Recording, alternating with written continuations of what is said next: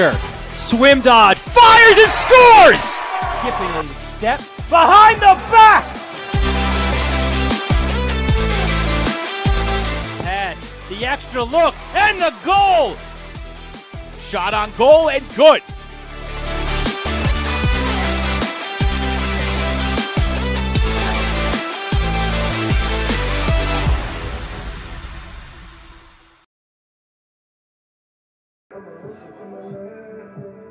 From Don Snyder Stadium on the campus of Farmingdale High School, the Varsity Media Sports Network presents a rivalry renewed as the Chiefs of Massapequa come to town with a 7-1 record, 2-0 in Nassau Conference A to take on the Dalers of Farmingdale at 8-1, also at 2-0 in the league. Dylan Butler here with the head coach of Oyster Bay High School, Brian Soper. And Brian, when these two schools meet, whether it's badminton, whether it's cross country, whatever it is, they go after it. It's a rivalry that's entrenched from a young age, and these guys have been waiting. They've been chomping on a bit. It's going to be an intense matchup. Yeah, the build-up is tremendous all preseason, right? You're working hard, right, for this matchup, and both teams are coming in, playing well, winning records, right, and now they get to see it play out on the field together. Yeah, so these two teams obviously have played every year since really 1971. You see here the edge goes to the Dalers, a slight one at that, 36-30, but you see how well these teams have played, right? 14 Class A championships since 2000 in Massapequa during that time, 159-28, Farmingdale 129 and 159 and 28, 129 and 48. So both of these schools, obviously, two of the top teams year in and year out in Conference A. Both also have some tremendous leaders as well. Massapequa, we were there. We saw their last game. That was an overtime win at Port Washington. They've gone back-to-back overtime wins, and their leader, this is the guy who scored the winner at Port, and he's back. He's on the first midfield line in this game, and Aiden Christie, off of his injury, is making a big impact. Yeah, he bookended the goals last game against Port Washington. He scored the first and the last, right? That's always good. Spark your team and then send your team home a winner. So having him back is tremendous, adding already to a lot of offensive weapons for Massapequa. The others come off an 8-0 win at Oceanside. Their leader in that game and also throughout the year has been their big lefty going to Hofstra. It's Ryan Woodland. He is their alpha male. 25 goals, 8 assists on the year.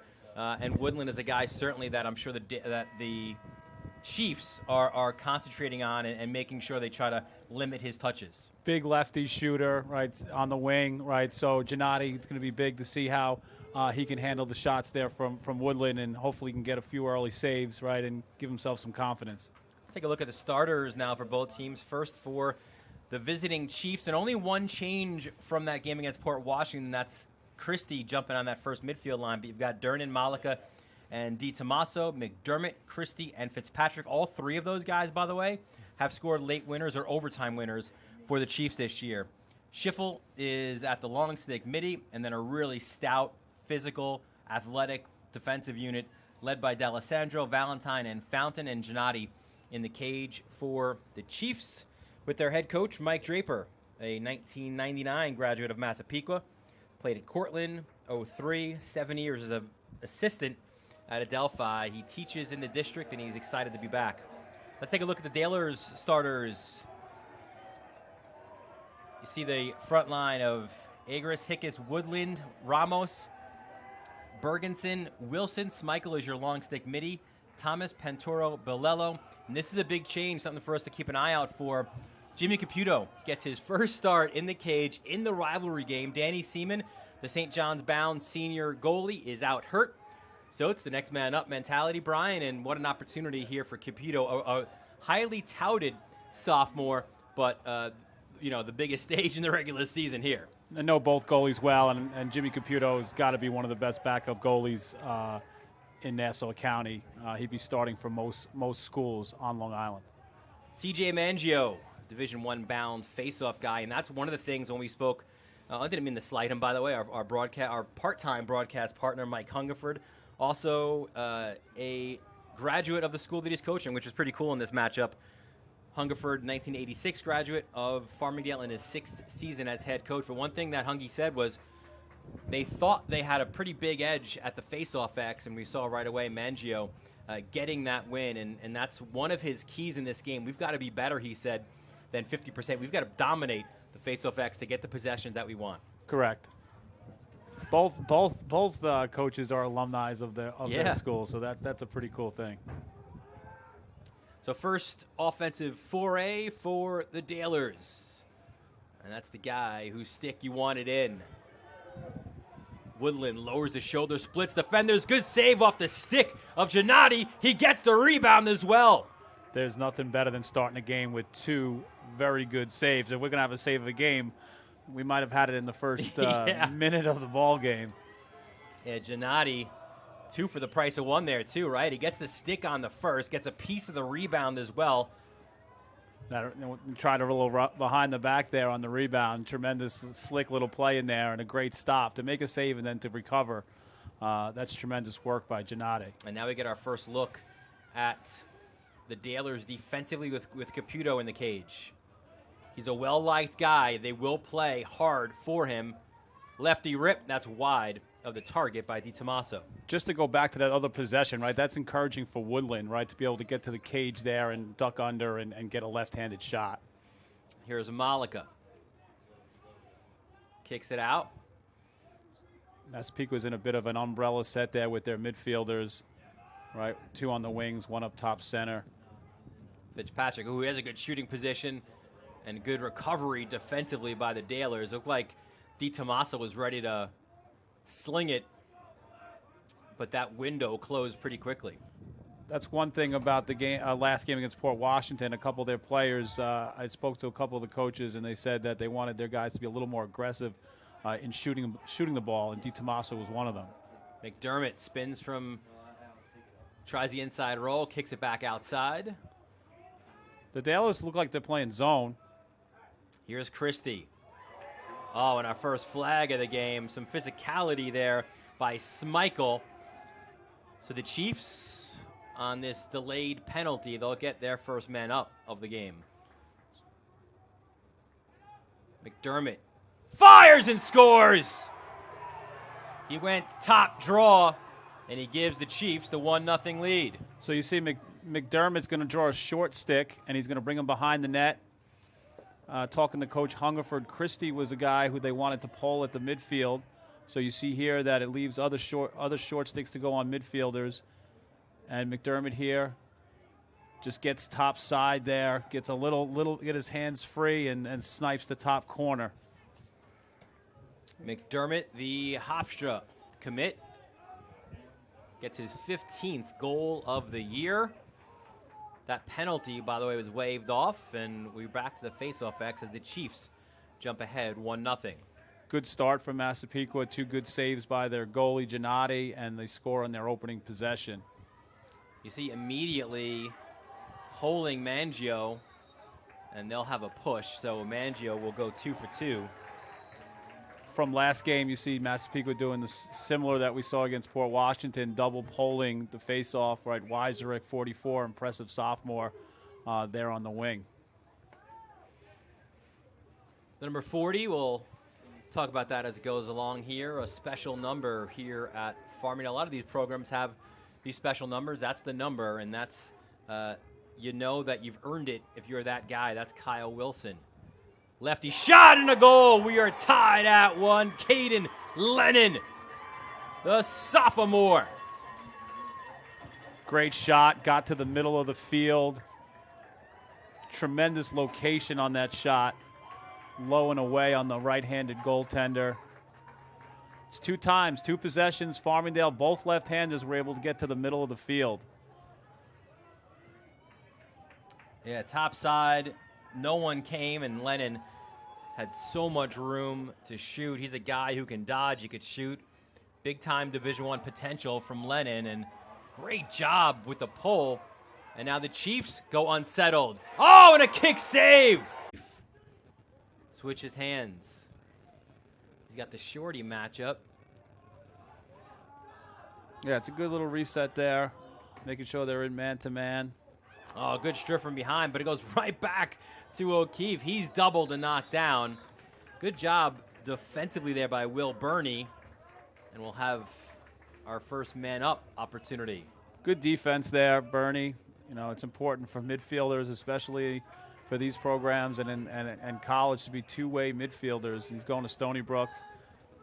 Find a way on the field, whether it's offense or defense, right? You got to find a way on the field.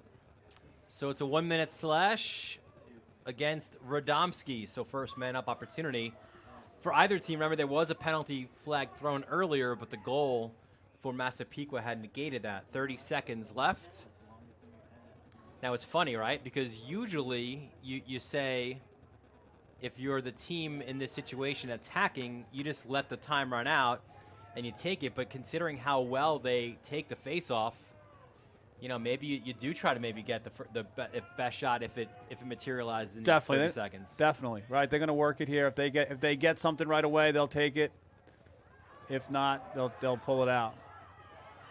There's a big ground ball here. If Massapequa can hold on to it, they'll keep possession. That's Valentine who hands off to DiTomaso. 3 seconds. Loses it again. Hungerford was trying to say he didn't get the possession. Not sure if he did or not, but that's the quarter, and it was as advertised. The Chiefs have a 2-1 lead over the Dalers in this rivalry renewed here on the Varsity Media Sports Network. Sombrero out because the celebration is about to start, and at Moe's we are ready to cater it. Are you looking for a reason? Let's talk about 5 reasons to fiesta. 1. Moms. 2. Teachers. 3. Nurses. 4. Us. 5. You. Let's get fresh. With Moe's Catering, you can feed any occasion and fiesta like you mean it.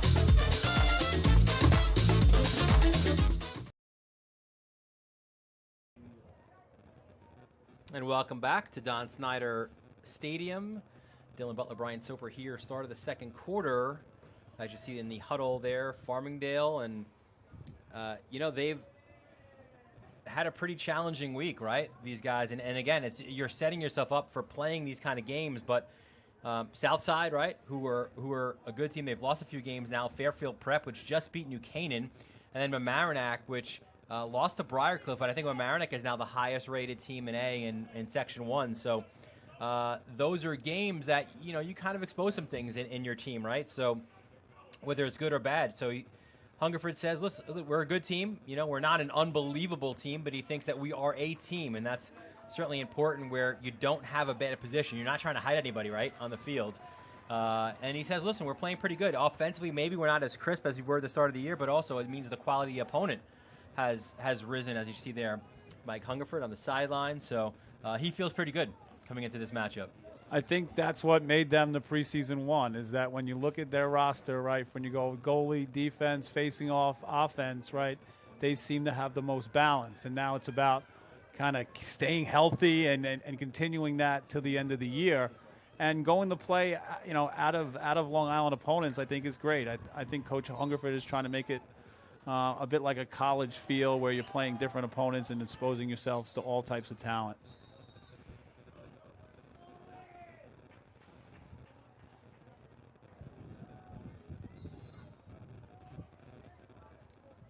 So the Chiefs, I thought they called it the other way, but they'll called it against Mangio. So the Chiefs have the ball.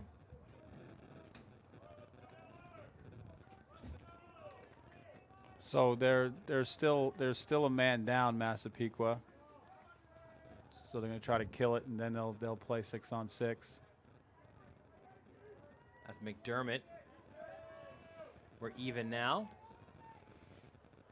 So Farmingdale just kind of decided to play that straight and to not double the ball and create any type of offense and just wait. And Coach Hungerford and Coach Draper are fine playing 6-on-6. Gayron on McDermott. They swing it quickly. Fitzpatrick now. He draws Bolello. And Bolello is a beast. Loda high! Stinging it Christie gets the goal, and the Chiefs extend their lead 3-1. There's that guy again, Christie, right, finds himself open, kind of a high wing there, and then shoots it to the opposite corner.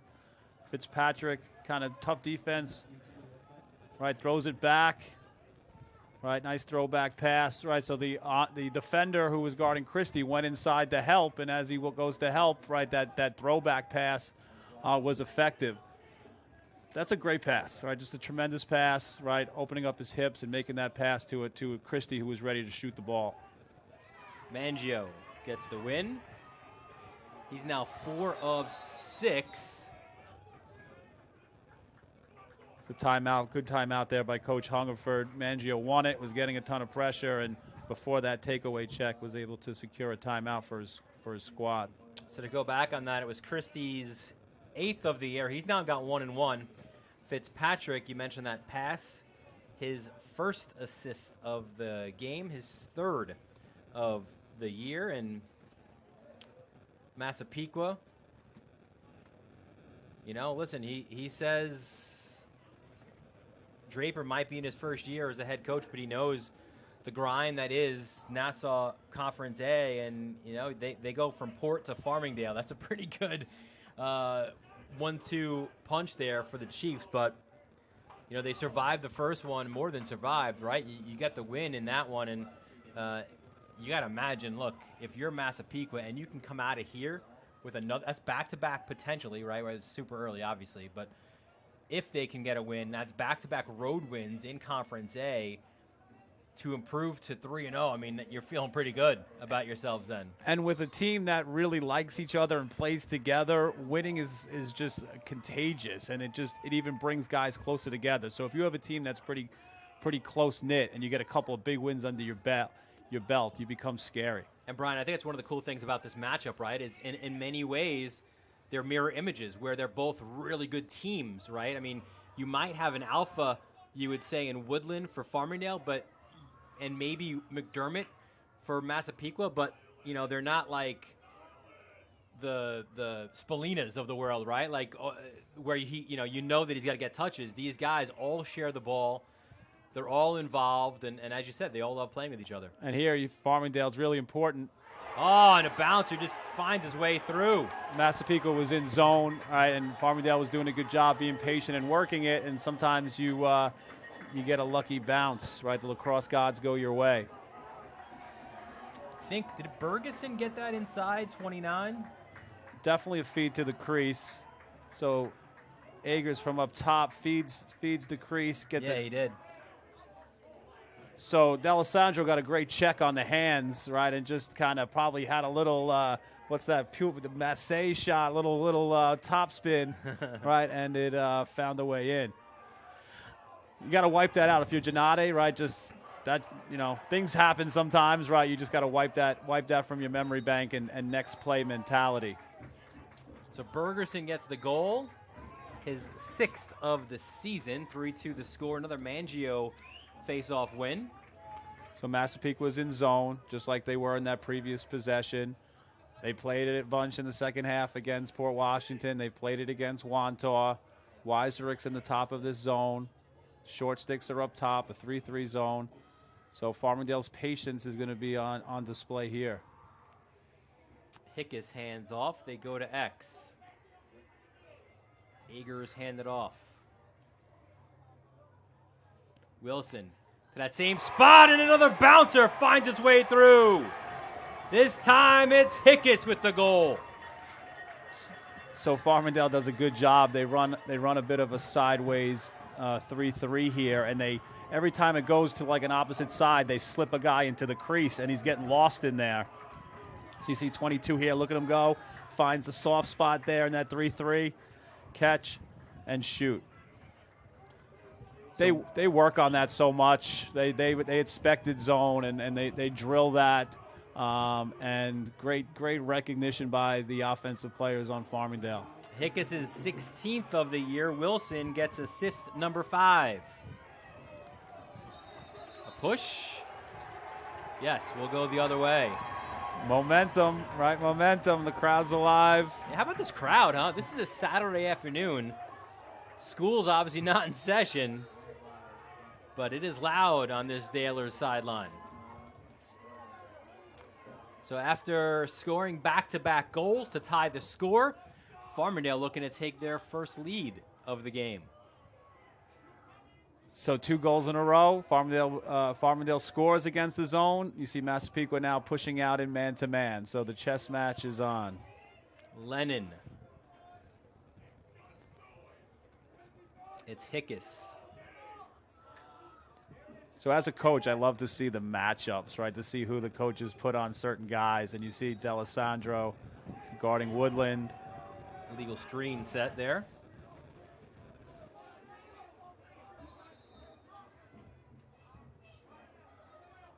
And there's Christie, 1-1 on the game, back from injury. And what a great time for him to be back as the Conference A season kicks into full gear. Nice, easy clear from Massapequa. On the Farmingdale side, I looked down at Coach Hungerford. I knew he wasn't going to be happy on how easy they let that clear come out of the box there. A nice sub, come out of the box, hunt the ball. The middies did a good job peeling back for it. There could be a game this year, maybe, that we can convince Hungerford to maybe wear Mike on the sideline. This is not that game. For sure. That's like they don't let certain people sit behind Coach Krzyzewski's. A flag is thrown. So the Dalers, another delayed penalty. The last time the Chiefs scored, it's McDermott up top. Fitzpatrick now. Oh, and a little miscommunication, or kind of didn't come out of the stick the right way. Still a ground ball picked up. McDermott keeps it alive. McDermott gets inside. McDermott fires wide of the cage. And we'll see what this penalty is. Looks like it'll be a 1-minute slash against the Dalers. McDermott has that ability to get to that middle. He's shifty. All right, good shot on cage, just wide. This is an important man up for Massapequa. Little momentum for the Dalers. To be able to score one man up here and capitalize on a slash would be good for Coach Draper. Pequa's second man up opportunity. They didn't capitalize on their first.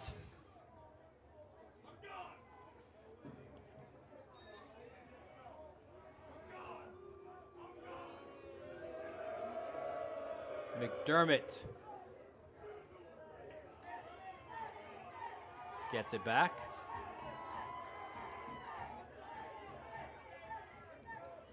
They swing the ball. Good movement by the Chiefs. Trying to kick it up top to Fitzpatrick. Goes all the way back and out. Yeah, so try to skip pass over the top to Fitzpatrick. Just a little bit high. Important here for the Dalers to be able to secure possession. Oh, in and out of the stick of Gayron. And he nearly turned it over. And a fortunate bounce there as it goes off D'Alessandro. Quick restart for Woodland. So D'Alessandro had a chance there, but it just popped out of his stick. Now Farmingdale has successfully killed that penalty.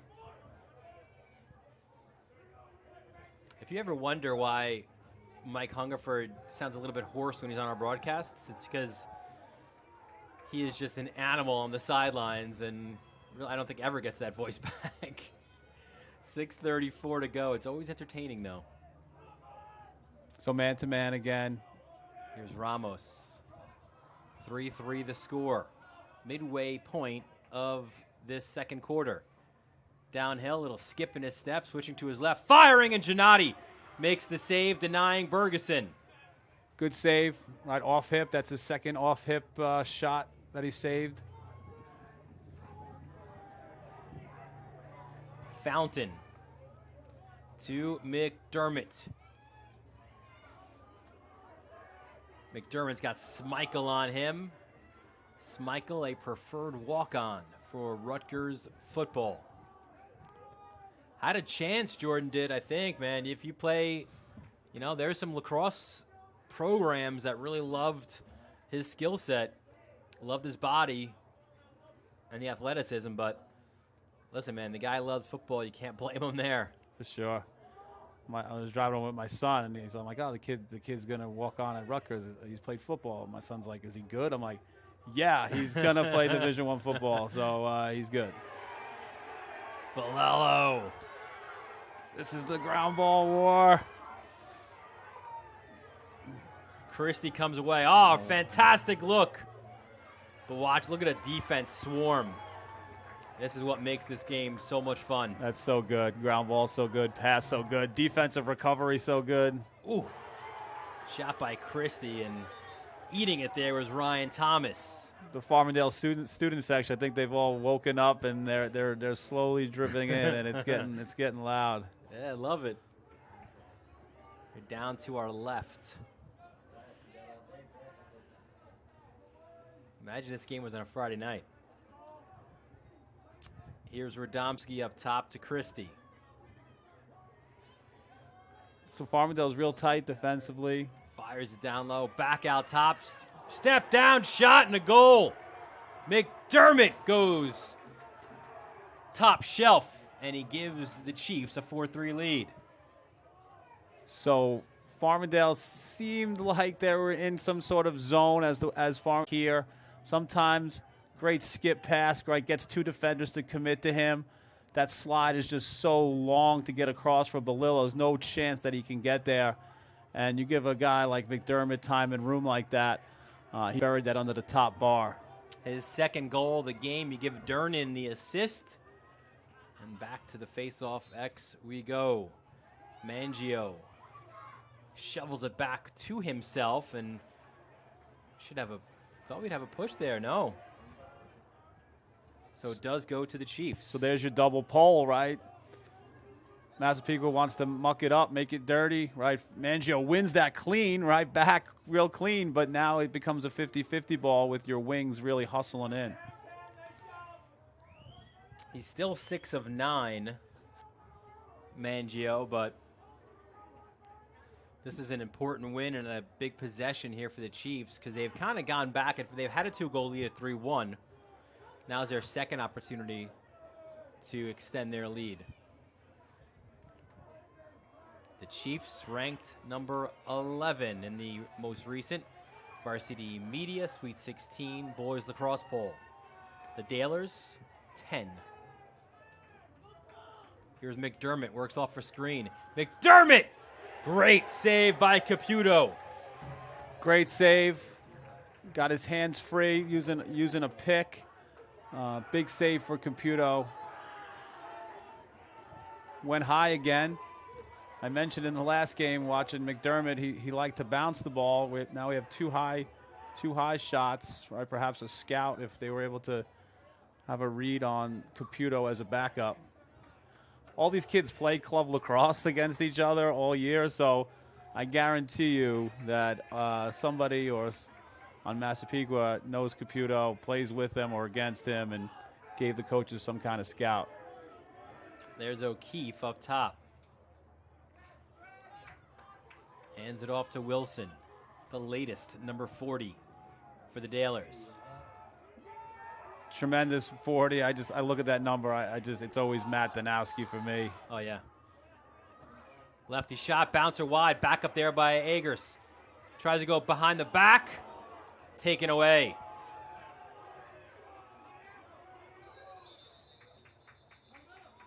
And a wise timeout as it looked like Valentine was under duress. Great takeaway by him. That's one difference between the high school and college game that I know some coaches wish that maybe they changed, is the ability to take a timeout in your defensive end, you know. So to save a possession there, 2-11, Draper, nice timeout. This is the first of 2 games we have for you today on the Varsity Media Sports Network, and what a great game we have coming up tonight at 7, the 138th Wood Stick Classic, as Garden City and Massapequa and Manhasset renew their rivalry under the lights at Manhasset High School. And a year ago, the Indians went to Garden City, won 19-14. So you know Garden City looking for some revenge, and that is always, they call it the Super Bowl of high school lacrosse. That should be a lot of fun. We'll have that one for you. Myself, Rob Pinnell, on the call. We'll be there about 10 minutes before the start of that one. Just a tremendous day. Alumni come out, alumni game. Tim Gettleman, Monsters Kids, they raise money and give to some great charities. So just a tremendous day for lacrosse. And I think that's what lacrosse is all about on Long Island. It's about good, hard competition, but it's also about kind of a friendly type of thing after the game and giving and, helping each other out.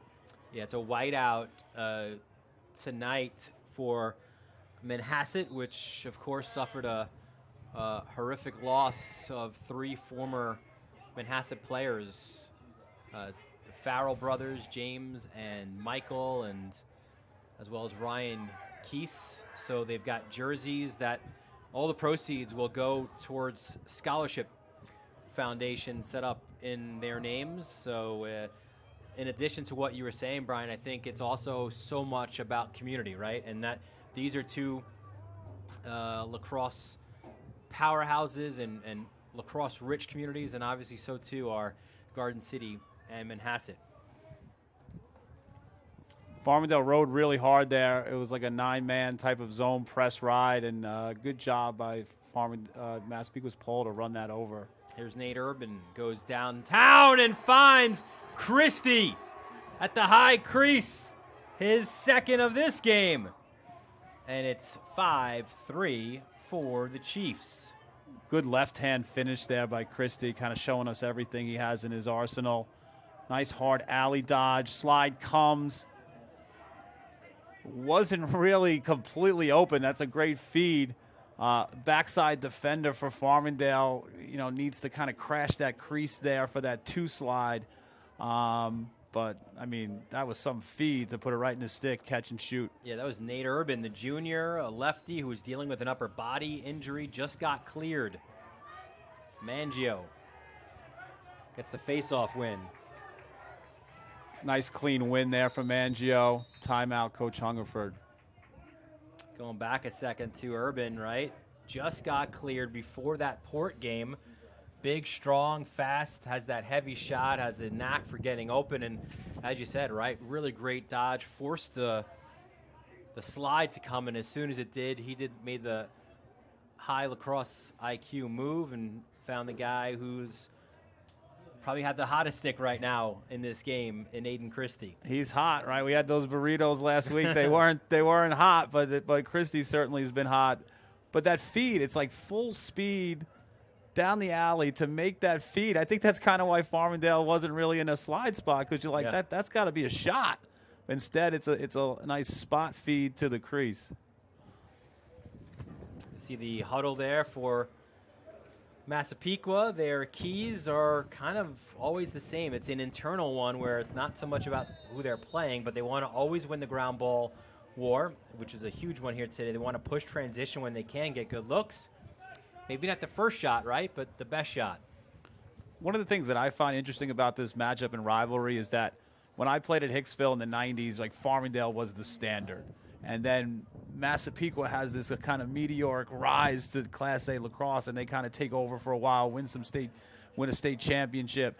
And now Farmingdale's kind of back, and they want to kind of get back to supremacy. So it's just a tremendous thing for Class A and to have both these teams really, really good at this time. And then you also, you kind of sprinkle in then a couple of those Syosset teams, right, where they've kind of risen up. Guys like Mac O'Keefe and those guys coming in, and they win a couple Nassau championships and a Long Island championship as well.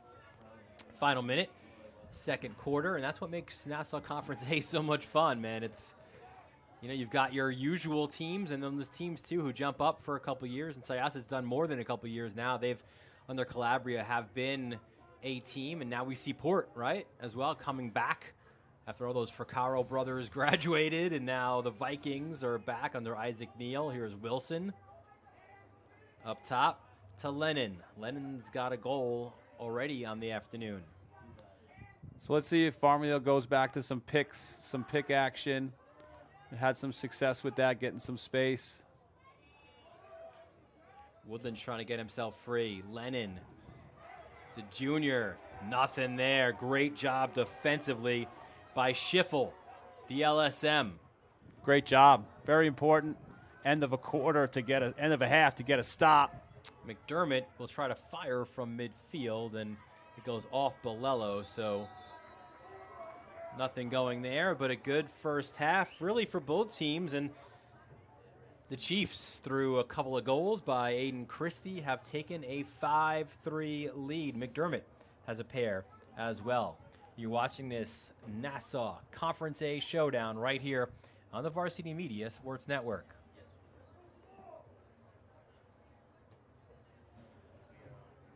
Sombrero out because the celebration is about to start, and at most we are ready to cater it. Are you looking for a reason? Let's talk about 5 reasons to fiesta. 1. Moms. 2. Teachers. 3. Nurses. 4. Us.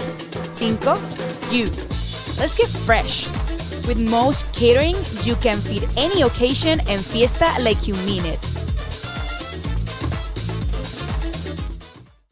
Stand out from the competition with a Varsity Media college recruiting video. A college recruiting video from Varsity Media can help save money on college tuition and land a spot on the team.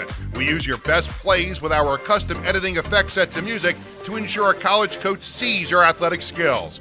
Contact us today to book a college recruiting video. 516-403-2050 or email jeff@varsitymedia.net. For the best action shots and the best angles, look no further than Varsity Media.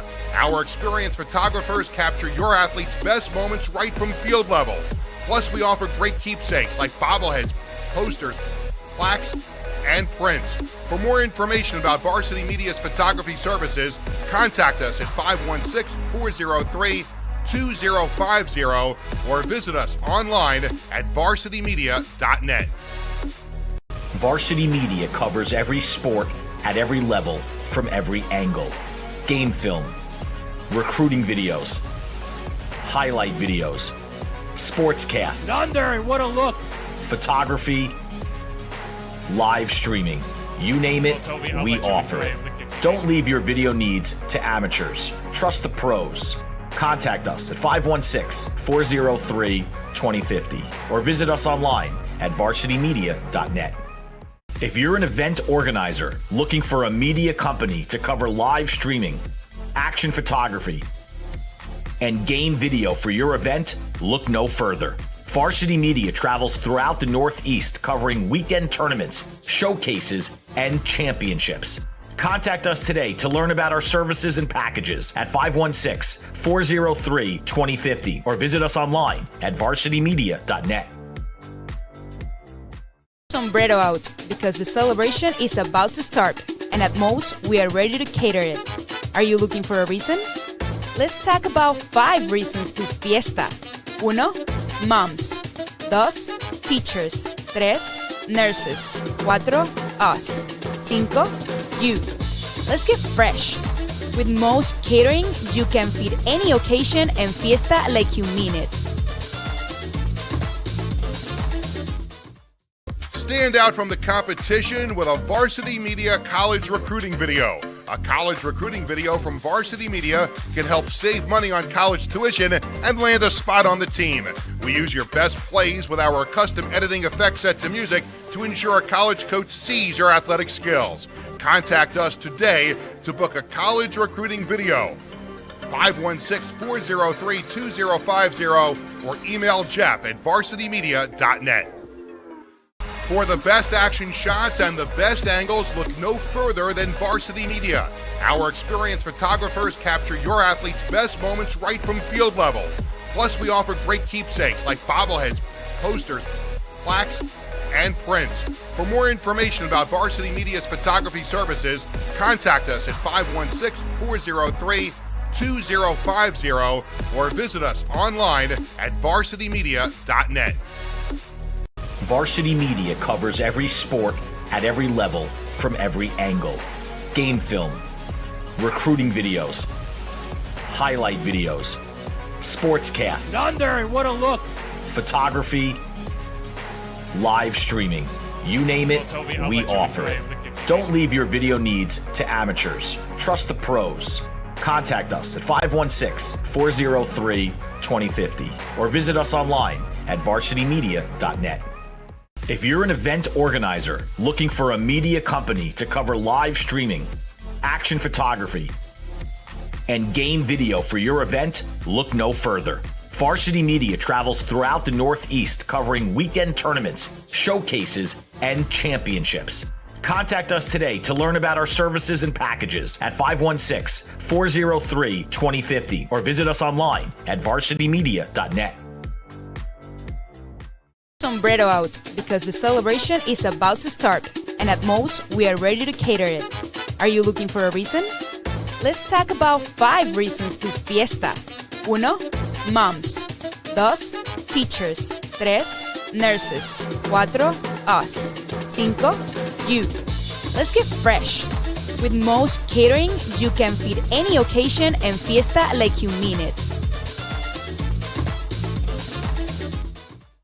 Stand out from the competition with a Varsity Media college recruiting video.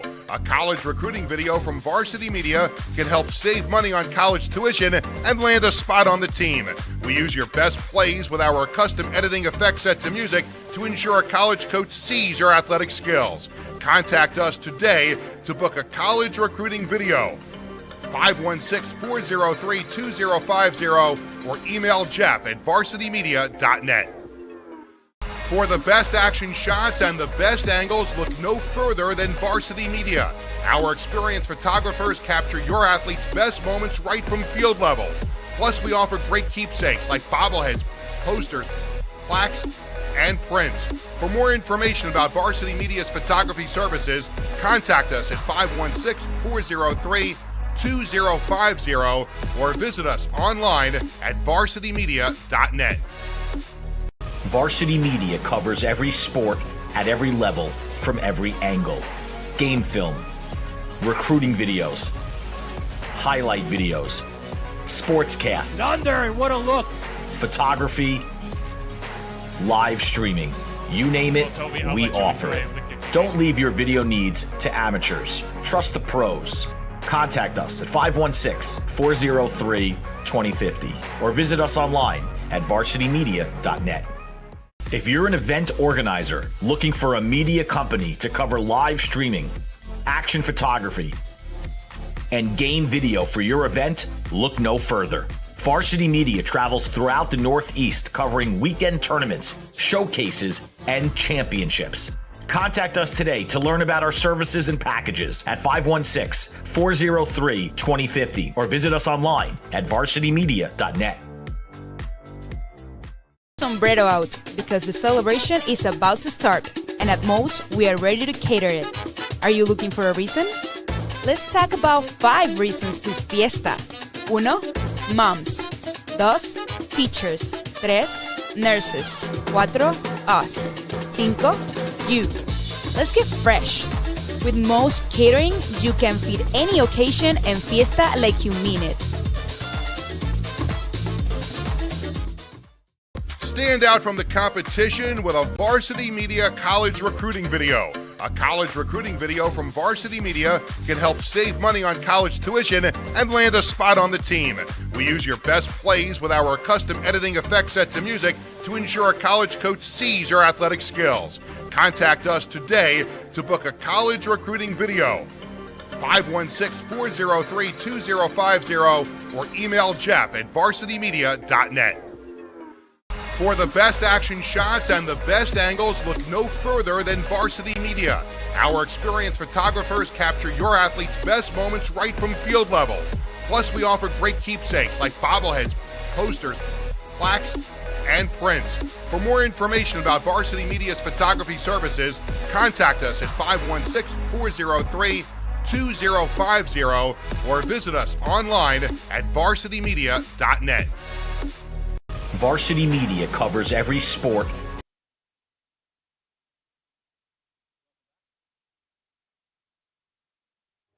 Welcome back to Don Snyder Stadium. Second half about to begin. A 5-3 lead for the Chiefs. There's some of the first half stats pretty even on a few of those categories, right? Shots, just a one-shot difference. Saves, the same. Face-offs, we thought that would obviously be an edge as it has been for Farmingdale, but not to the point of obviously giving them the lead. Both teams unable to capitalize on man-up opportunities. So if you coach Draper and you said you're going to be down, 7-10 advantage for Farmingdale at the face-off X, and you're going to have a 5-3 lead, he would definitely sign up for that before this game. Yeah, I think it was not too dissimilar last night or yesterday afternoon out at Port, right, for a game we had there as well, where Ricardo won, I think, 21 of 23, but it was the Vikings who came away with the win, right? So you'll take it. It doesn't always mean, that you're going to win the game, because you still got to capitalize and finish those opportunities. I think Massapequa's been good at getting some stops and then getting the ground ball and clearing it. And I think McDermott scored a goal, but I think the best part of his game in that first half was his ability to help out in the clearing game. I think one of the things that impresses me a lot here from Mangio after we just saw that faceoff win, he's dealing with a pole, right? He wins it in his stick, and the pole's on his stick immediately. He's got that strength to just hold on to the ball and make sure that, of course I say that as he gets checked from behind. He was running for a long time there. Great ground ball by Weiserick. Yeah, it was Fountain who had the cause turnover, and now the Chiefs come running. Urban, lost it for a second. Good decision. He had a 3-on-3 if he wanted to push that, but Massapequa's had success in the 6-on-6, so smart decision to get a possession. Here's Radomski, backs his man up. Those long legs churning, firing low, and a great save by Caputo. His fifth. Not the greatest angle on that shot, but Caputo was in great position. Shot at his feet. As a former goaltender, I always found that shots at my feet were the easiest of the saves, so great save there by Caputo. There's that deep pass Hungerford was telling me about, right, leaving a guy in that corner and finding him wide open.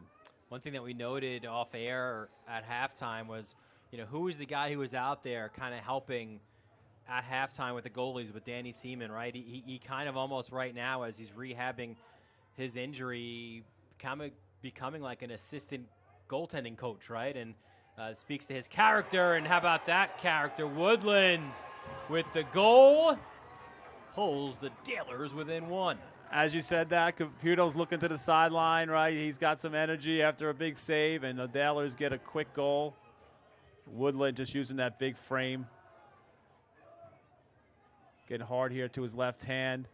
Oh, look at that. The little shimmy with his little shoulders. Shimmy, so high finish. Smaller goaltender, 6'1", 6'2" attackman, right? Just shot it over the top of him.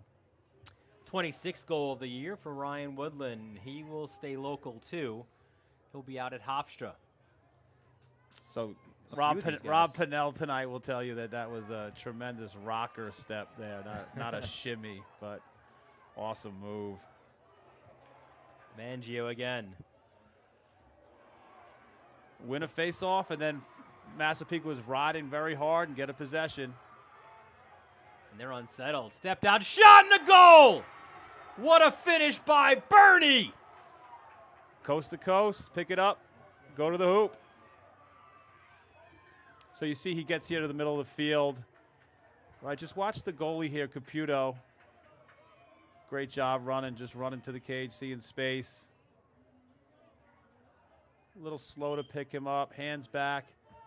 See how Caputo's kind of already committed down low towards his knees. Great recognitions by the shooter to keep running and found that open side.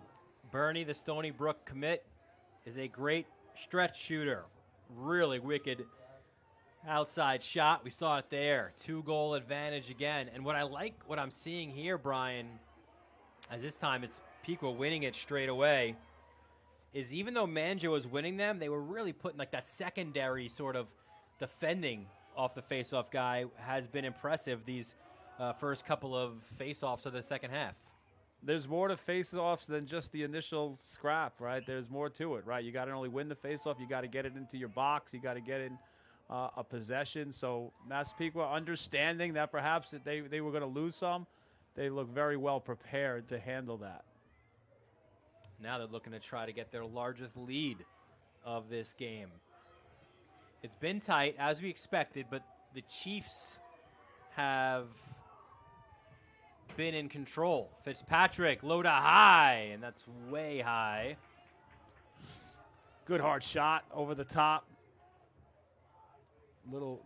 Giving a little too much space to some of those shooters. Here's Durnin, the junior, small, shifty, and tough, going against the tough guy there in Bolello. That's a sign of respect. Farmingdale's best pole down low is Garden Durnin, so that's respect by the Farmingdale staff. McDermott right into the stick, and Caputo makes the save. Good stop, quick outlet. Dalers haven't had much transition. Michael gets eaten up by Fitzpatrick. There's another ground ball battle that you looked for. Right into the stick of Durnin, though. Coach Draper told me one thing: win the ground. Yeah. And so far they've been doing that. Urban hands off, and it's Radomski now. The Siena commit. His dad, of course, longtime Massapequa head coach. So Radomski's got that son of a coach, great IQ, and Caputo, a fantastic save on Durnin. He's starting to heat up a little bit.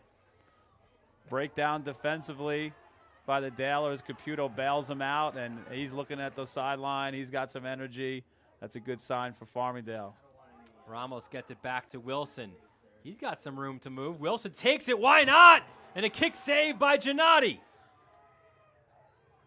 Back-to-back great saves by the goaltenders. Wilson with a nice hard shot. Oh, nice move by Agers. Back out to Wilson. Coming out of the box now is Lennon. Agers' brother Brody played goalie at St. John's after a great career here at Farmingdale. Still does. So it'll be two Farmingdale guys there among that goaltending fraternity at St. John's next year. Seaman joining him. Woodland. He's got it on his left. Hands off. Oh, trying to load it up was Cangelosi. Lost it. Picked it up again, though.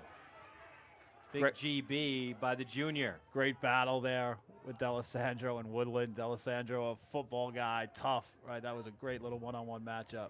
Here's Lennon, the big sophomore, fires wide, and he is a beast, huh? He's towering over that short stick defender.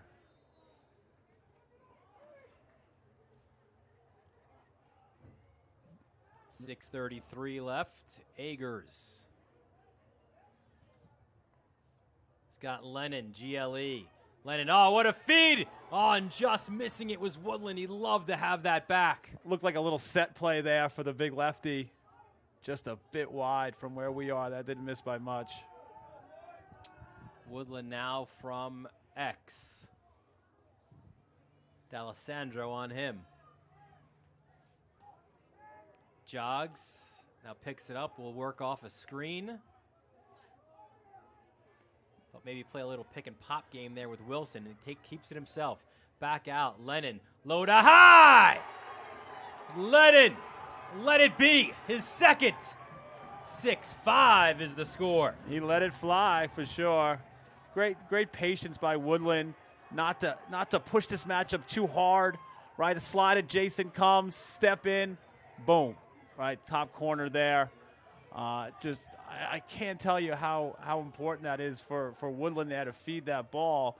He's been in that one-on-one matchup with D'Alessandro, and he was able to recognize the adjacent slide and then step down and let it fly.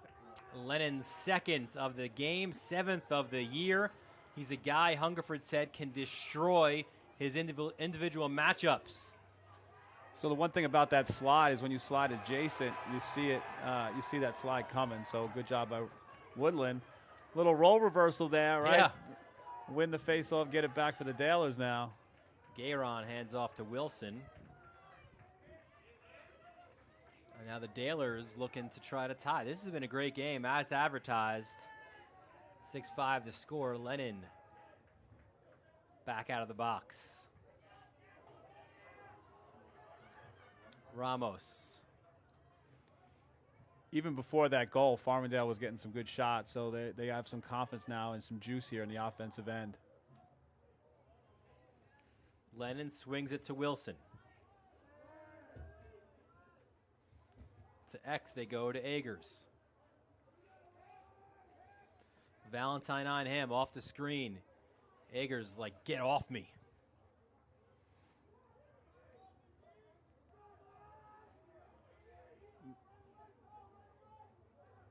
And the Dalers, again, get it to X. It's Wilson there. Spins. Nice move. Wilson goes low! And we are tied at 6. Kyle Wilson, his 9th of the year. Great job, great recognition. See here, behind the net, little invert against a shorty, right? Little kind of split there. Takes that extra step upfield, gets a better angle, and buries the ball to tie it for the Dalers. 4:33 left, third quarter. I was watching that play, and what happened was with the Chiefs' defense is that they got a short stick on Woodland, so they wound up shutting him off, and then D'Alessandro it was all happening away from the ball, and I think they kind of lost track of the ball, and Wilson goes to the hard with no slide and scores. Face-off win for the Chiefs. They've done a much better job in this second half of kind of negating what Mangio does best. Just an awesome game, back and forth. Every time you think someone has an advantage, the other team strikes back, and it's just awesome lacrosse. McDermott to Fitzpatrick, the LIU commit. Tries to get downhill. Fitzpatrick to the cage. Fitzpatrick denied by Caputo. Can't hold on, though. Durnan comes away. Valello chases him. Wow. Tremendous save there by Caputo. Fitzpatrick walks right in. Right, you see him walk here, right? Gets underneath here. Drops his stick, boom, right? That's just really quick reflexes, quick hands by Caputo. I don't know if he kind of baited him into that shot a little bit. Look what you got low. Nope, bang, right, take it away. So, but Massapequa retains possession here. Fitzpatrick, split dodge. Fitzpatrick! The Chiefs, again, take the lead. Kind of said there, not this time, Jimmy, right? Went to the hoop really hard, got to the middle. Just an explosive dodge here, right? You see him set it up here, a little slow on the approach, splits the guys up top, boom, top corner. Almost the same exact spot that he just got stopped at, but with a much better angle as he's in the center of the field. Fitzpatrick, 7th of the year. Quick first step. He's got that knack of getting north-south to the cage. 7-6, Massapequa. He was a little quieter against Port Washington. I heard that perhaps he had nicked himself up a little bit in that game, but he looks super explosive today here. And the spin cycle there was Ramos. I mean, these are Division I lacrosse type scraps in the middle of the field. Coaches are like dying to call a timeout, I think, here. Oh. That was his own guy. It doesn't matter. It's a Hempstead Turnpike, 5 o'clock. Woo. Valello, now you've got to get it in, right? And there's the timeout. I just need to settle things down a little bit. Man alive. Watch this again. Just look how quick that move is. Boom, right? And there's no crease. There's no slide. And he's just going hard to score. There's no pass happening there. And you saw there, too, with Fitzpatrick, right? Kind of like a football player, tucked it under, right? Got the stick low, protected, got through the traffic, and then once the C's opened a little bit, and as you said, the slide didn't come, fired it home. So if you put a jersey, if you didn't have 3 or 37 there for those two guys, McDermott and Fitzpatrick kind of play so similar together, and you know, they both have that kind of low, quick lean, getting underneath. Just a tremendous 1-2 punch from the midfield. And you add Christie, and there's a lot of weapons. So, Brian, to your point, when we spoke with Draper, says Fitzpatrick is like a twin of Vin McDermott, right? Really is. He said maybe a little bit more athletic, he said, but that quick first step and just like an animal, right? Super strong. Fitzpatrick bench is like 275. So LIU's getting a good one. Hofstra's getting a good one. A little bit of a Massapequa pipeline, right, with Coach Tierney living in Massapequa, right, getting these good Massapequa players to come into his program. I think the greatest recruiting he did was in his own house, where he convinced Ryan to stay home, right? He had a lot of looks, a lot of offers, stayed, and what an incredible career that Ryan Tierney had, and what a great he was, of course, for Massapequa as well, right? You look back and Craig Burge and all those guys, right, running around, winning a state championship.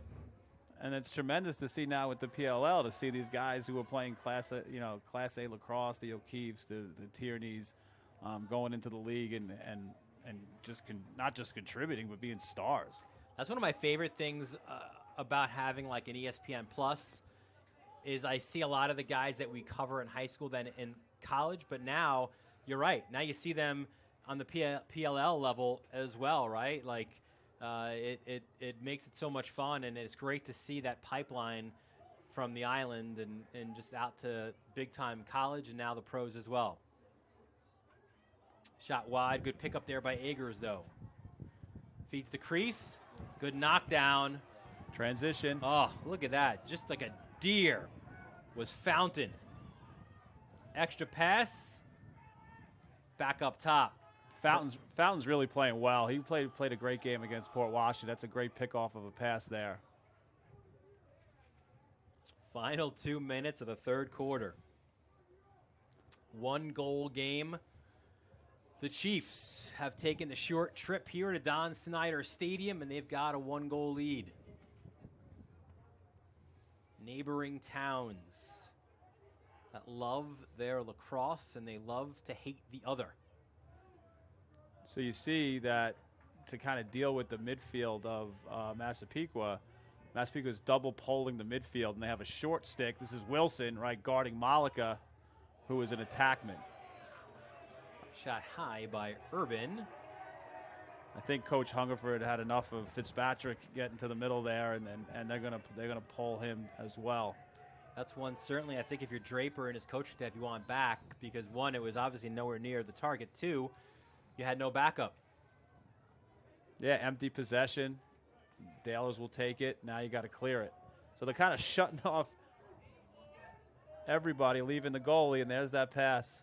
Yeah, Caputo goes long and finds Hickes. Hickes has a goal on the day as we are approaching the final minute of this third quarter. Great coaching there by the Farmingdale staff. They have a great staff with Coach Dunn, Coach Hungerford, Coach Garcia, Coach Campbell, right? Just to recognize that that's an open pass in the clear by putting that attackman. That's not by accident, right? That's drilled in practice. Woodland swings it. Agers up top. Bergeson tries to get top side. Spins there to his left. Bergeson lowers the shoulder. Back to X. 35 seconds to go. Woodland. Oh, nice inside move, Woodland. The recognition came pretty quick, though, didn't it, as he was stalked there. O'Keefe. 19 seconds. Can he get GLE? Pops back out. 10 seconds. Ramos takes a look over his shoulder at the scoreboard.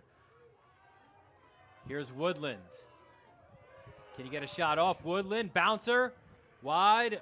Agers can't hold on to it to kick it back in front of the goal, and that's the way the third quarter ends. It has been as advertised, as Massapequa and Farmingdale have battled, and it's the Chiefs with a 1-goal lead heading in to the final 12 minutes of regulation. Don't miss it. We'll have it all for you right here on the Varsity Media Sports Network.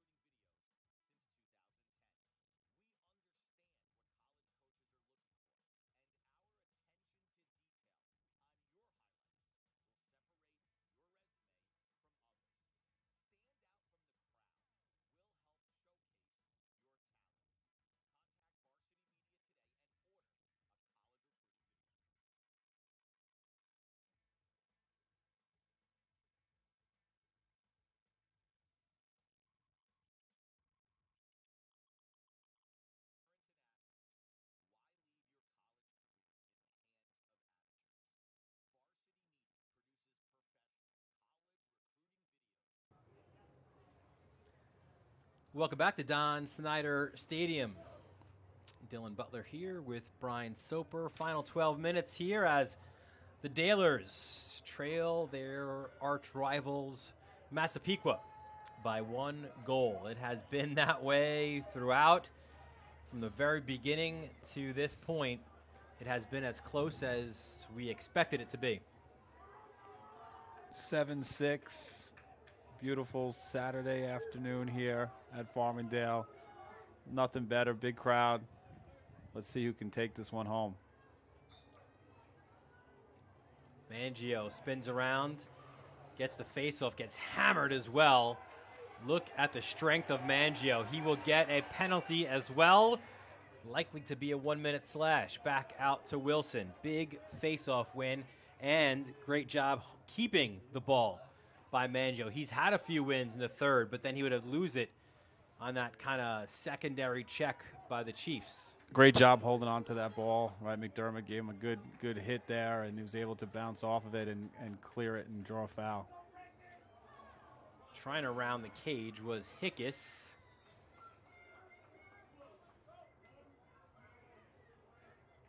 And we got a 1-minute slash, so second man up opportunity for the Dalers. This will bring the clock down to like 10:21. So Farmingdale, right? You're looking to get a good look here, trying to find. I'm sure Woodland is a guy that you'd love to get a shot here. Defensively, right? You're looking to kind of limit those shots, and you're going to take shots from the outside.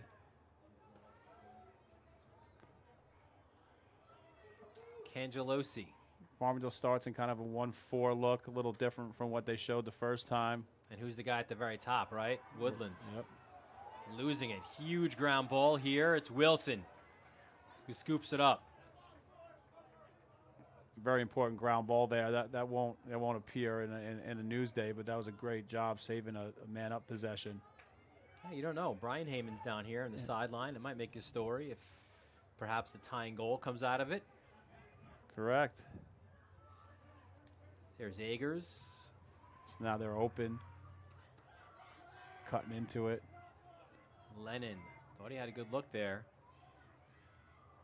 Quick movement, step down shot, bouncer was wide. So Farmingdale went like an open set, then they crashed down, and then they had a wheel on the backside, just bounced over the cage by Agers. A few more seconds left on this man-up opportunity, and it's capitalized by Wilson. So there's your Newsday story, right? Saved the ground ball, scored it. Nice low-to-low shot there from the wing.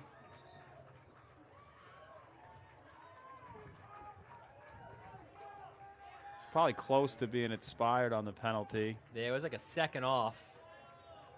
Just a good shot. Yeah. Right, good shot. It was kind of in between two guys on the man down. Wilson's second of the game, 10th of the season.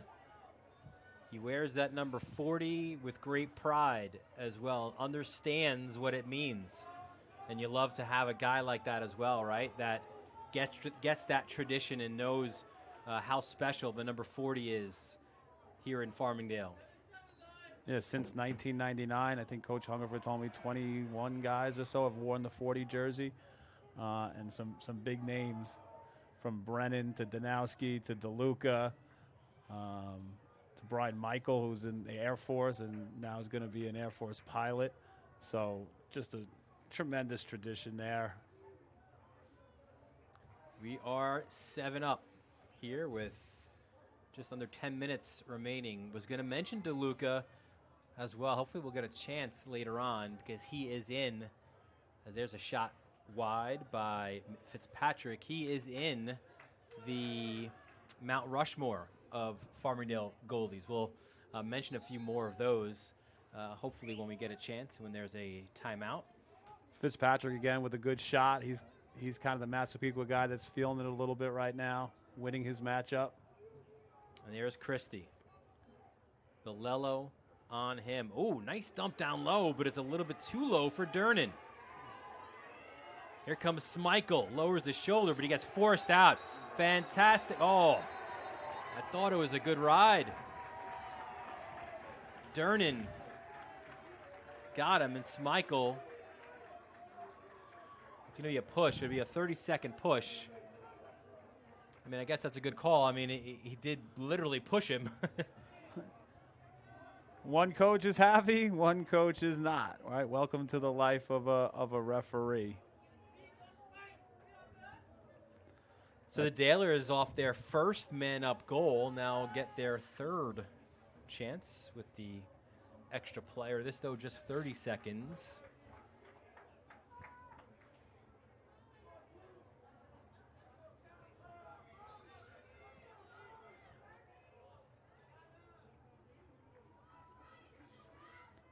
You know, it kind of disrupts your rhythm a little bit offensively, right, to be man down twice in a row. So let's see if the Chiefs can get a stop and get the ball back to their offense. Cangelosi to Bergeson. Bergeson cuts through. Up top. Oh, Woodland low to low. Gennady save. No rebound control, though. Doesn't matter. It's picked up by the Chiefs. Great save by Gennady. Nice skip pass over the top, right, for Woodland. Hands free, let it fly. Good save down low. Kind of a similar shot that he saw from Wilson. So perhaps, you know, having a little bit of a read on that and you know, a little reflection to kind of get down and get lower to snag that ball. And Schiffel had that big round ball there to pick it up as it was loose in front. Here's McDermott. We are 6 on 6.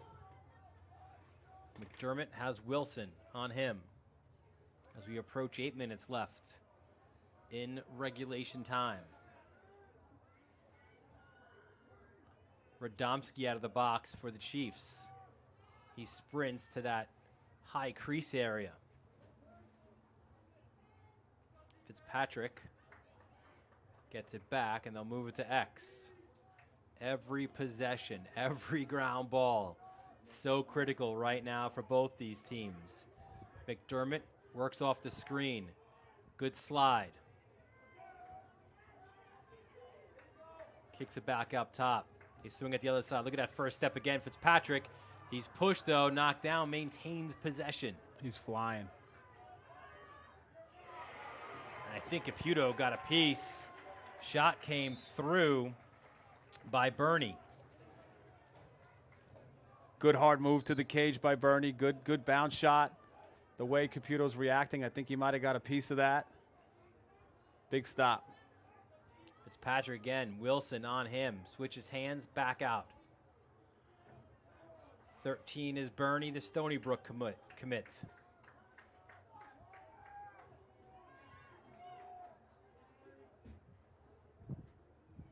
Good patience by the Chiefs in their offensive set. That's what makes them tough. You know, you don't know who exactly is going to be the guy, right? And I really don't think they care who it is. And you could say any of these 6 guys could be the guy. Oh, big block by Bolello. 6:28 left in a 7-7 tie. Radomski, good first step. Fitzpatrick steps down wide. Radomski picks it up off the end line, has a short stick, kind of wins the whistle there. Skip to Fitzpatrick. Shot it just a bit wide. McDermott spins to his left. McDermott wide. Nice move there. You're calling the game with Rob Pinnell tonight, number 3 in that little area there. That's kind of where he made his living, right? That's a nice little foray of moves by McDermott. An injury timeout here. It's like a cramp. And then McDermott trying to walk through it. He's been absolutely everywhere in this game. Clearing the ball. He's been the wings on the face-offs. He's been on the defensive end guarding inverts. He's been on the offensive end. Just a tremendous all-around lacrosse player.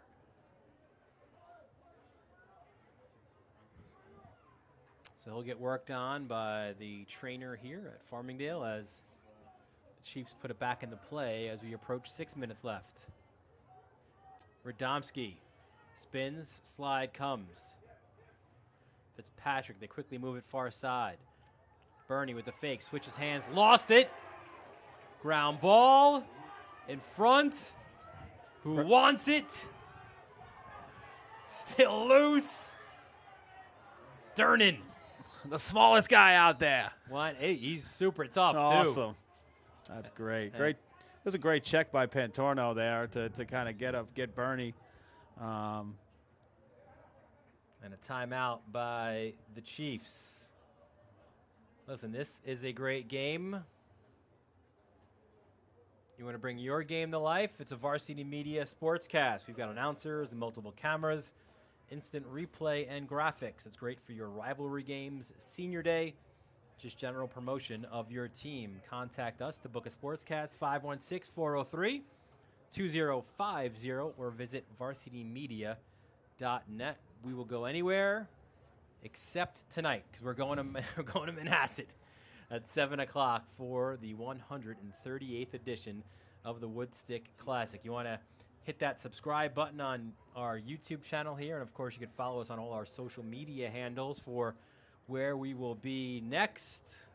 I just gave it away where we'll be again tonight, but a big week ahead as well of lacrosse. I think we've got, off the top of my head, we got St. Anthony Chaminade round 2. That should be a lot of fun out in South Huntington. We've got Cold Spring Harbor and Manhasset under the lights at Manhasset. That should be a great one too. So again, you want to follow us on our social media handles for all of our upcoming games. All right, so Brian, you're a former goalie. I hit you up with a little bit of a Mount Rushmore, right, of Farmingdale goalies, and I'll let you know kind of here's who we're thinking here. How about John Nizlonsky, right? 1981, went to Rutgers, made 800 saves in his high school career. Robbie Mulligan played in the 90s. Played against Robbie. There you go, All-American at Syracuse, right? Anthony Tefano, the first Nassau County Player of the Year, and now Matty DeLuca. Went to Delaware, now with the Water Dogs in the PLL. And that's, again, just like the Mount Rushmore. There's so many other guys you can throw in there, too, as incredible goalies here at, you could say goalie high, right? Yeah, Massapequa had some good ones, too. Doc Schneider, Eric Schneider, right, brothers, right? Eric went to Hopkins. Doc went to UMass. One of the best goalies in UMass history. Brought them to a NCAA championship game. Just tremendous, tradition and just passion for the sport in these communities. We'll have as well, speaking of goalies, we'll have the breakout goaltending group save of the game, and Fitzpatrick doesn't want to hear anything about saves. Stung the back of the net. His second of the game puts the Chiefs back in front by 1. He's been the Energizer Bunny for the Massapequa Chiefs in this second half and just stings one high to high. Right, you just, sometimes you just got to throw it in that net, throw it past the goalie. So here's Christie, right, going against Balillo. Good split there. Feed with his left hand. Step down. Face it off, right? Step down, face it off. Good job, good shot, good feed. Good camera work. Great look from down low. So there's Christie. He's behind the net, and now he's a feeder. It's like, where are these guys going to be? They're kind of like all Swiss Army knives. They can play attack. They can play midfield. They can shoot. They can score. They can feed. Christie now with 2-2 on the game. Here's Ramos now. Gets in. And now we play the chess match on this side of the field.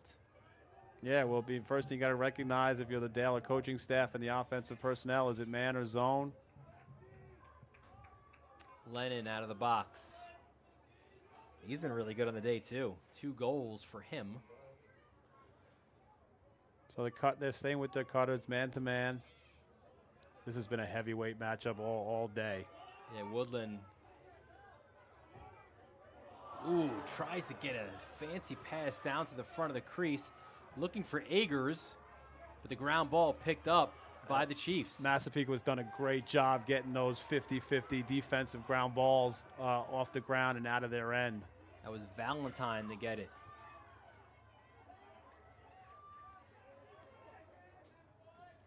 Fountain.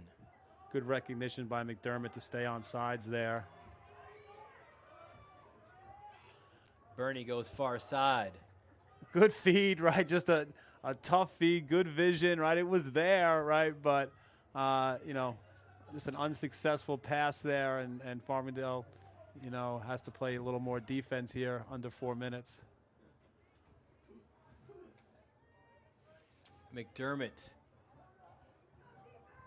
Here's Bernie getting downhill. Turning, firing wide. I'll tell you, man, Radomski doesn't need much time to get those hands free. That's his office in there, right? In between those hash marks.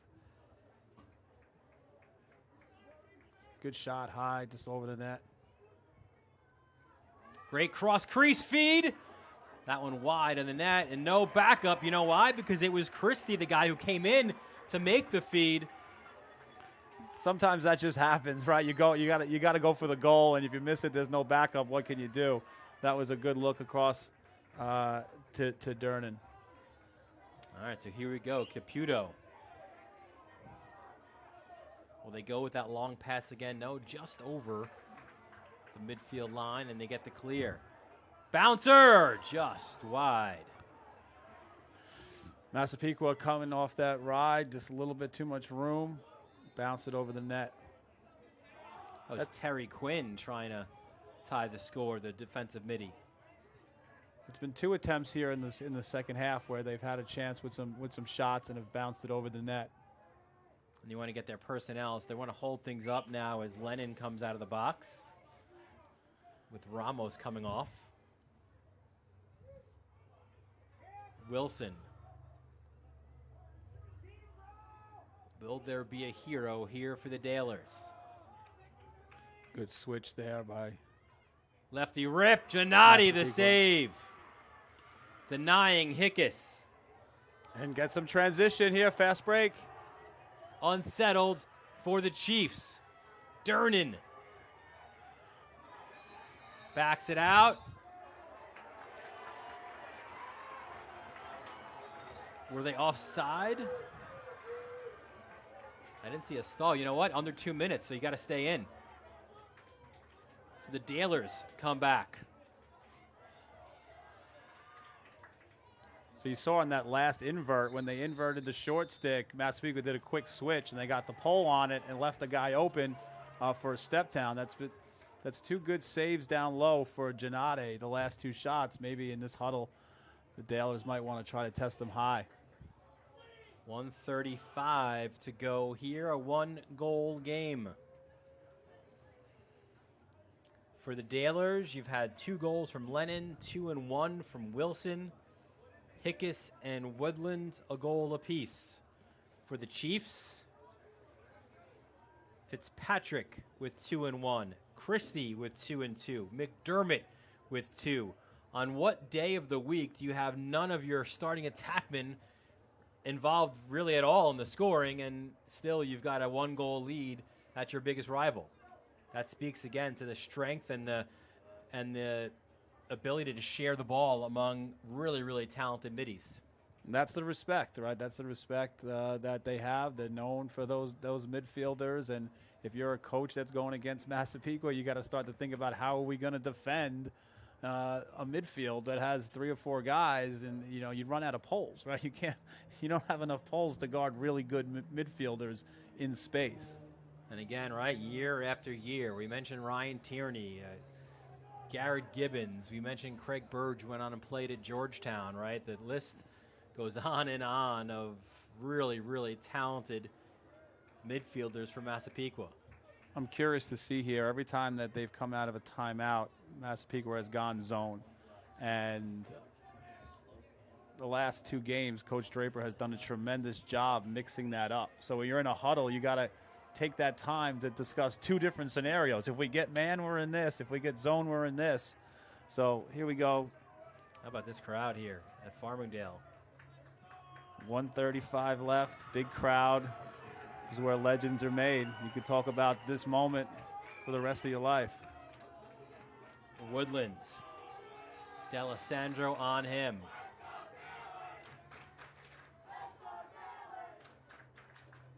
All right, so No, great job nearly picking the ball off. It's a ground ball.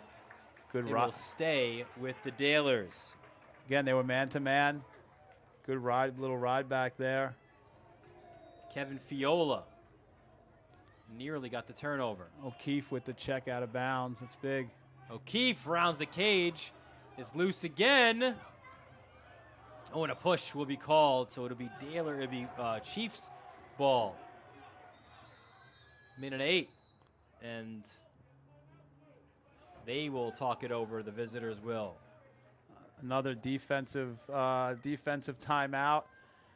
I know Coach Hungy pretty well here. I'm curious to see if he's going to come out here and maybe really 10-man or press ride this and try to get one back. Right, the Dalers haven't really had an easy goal transition. Right, Massapequa's done a good job like making everything tough. This has been a great one, and we've got a great one as well for you tonight. Out at Manhasset, 7 o'clock start for that one. Garden City, Manhasset, the 138th edition of the Woodstick Classic. Brian, you go back to 1935 for the first one of those, and they played every year with the exception, of course, of the COVID season. And when they did return last year, it was Manhasset winning at Garden City 19-14, and they come back again here tonight. 7 o'clock start for that one. Join myself and Rob Pinnell on the call from Manhasset High School. In previous years, a lot of times you'd say it's Woodstick 1 of 2 in the year. That's why you've got so many of those, right? It's not 138 straight years because every game that they play is considered the Woodstick, and there's been many playoff battles between the two. In fact, Garden City's last win in the series is back in 2018, which was the Nassau B Championship. Now, Manhasset isn't a B in Nassau County. They're a C, so they will not play in the postseason, which kind of puts extra emphasis on this one.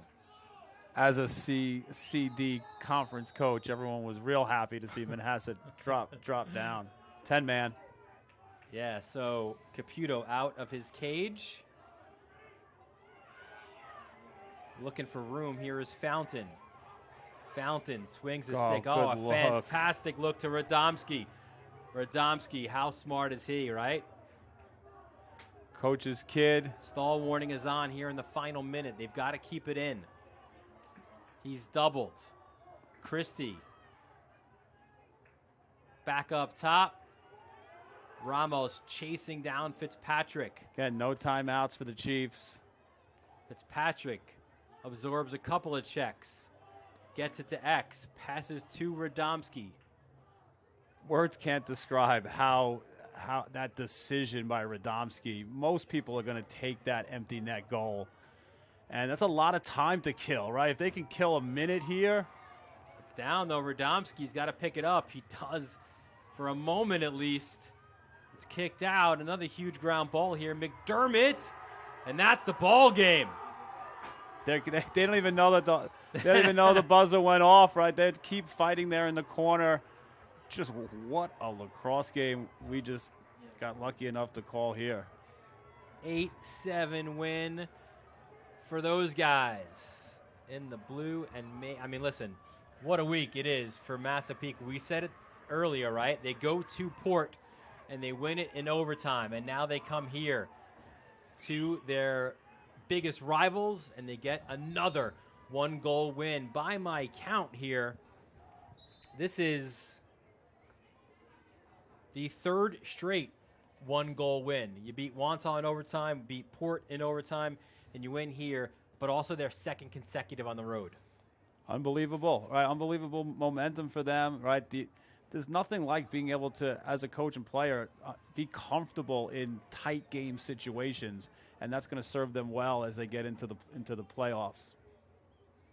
So we'll take a quick break, and we'll get our breakout goaltending group save the game when we return right here on the Varsity Media Sports Network.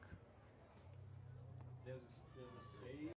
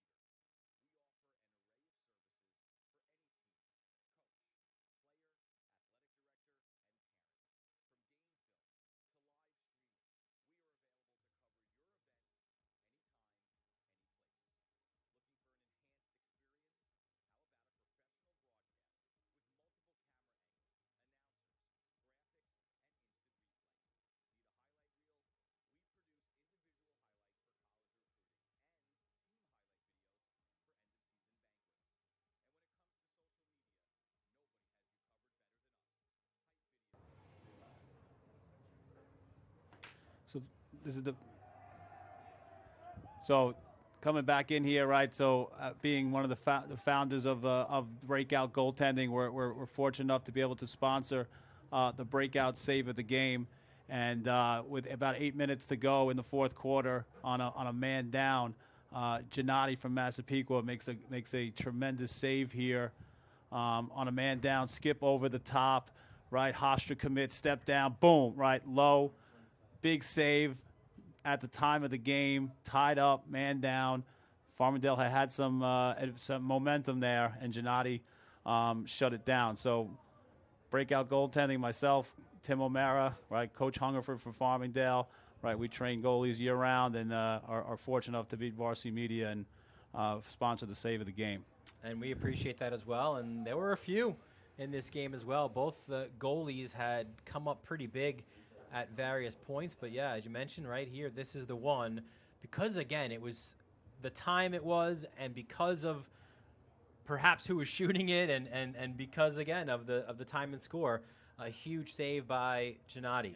Yeah, the flurry in the beginning of the game, 2 saves by Gennady, definitely in the running, but again, it's the beginning of the game. Caputo's one-on-one save with Fitzpatrick, just some tremendous goaltending on display here. So the Chiefs improved to 8-1 and a big 3-0 in Nassau Conference A, and maybe to kind of make their early intentions known on where they think they should be in the pecking order in Nassau Conference A. And the Dalers fall to 8-2, but they are just 2-1. We know that they will be there as well, and this could be one of those that maybe those losses that could help you as the season goes on. So you might see each other again, and I think knowing that there's a second perhaps game in the season, right? It's a big game. Coach Hungerford said to me, but Monday there's still practice, and sometimes you don't want to let all your tricks out of the bag in that first one if you're going to meet again in a Nassau County final. So both teams are making their way off the field, and we will head out as well. A reminder again, the 138th Woodstick Classic tonight at 7 o'clock out at Manhasset High School. Don't miss that here on the Varsity Media Sports Network. For Ron Pierre, Angelo Caezo, for Nick Costi as well, our technical director, and of course for my broadcast partner, Brian Soper, Dylan Butler here, thanking you for joining us from Don Snyder Stadium, and we'll see you next time on the Varsity Media Sports Network.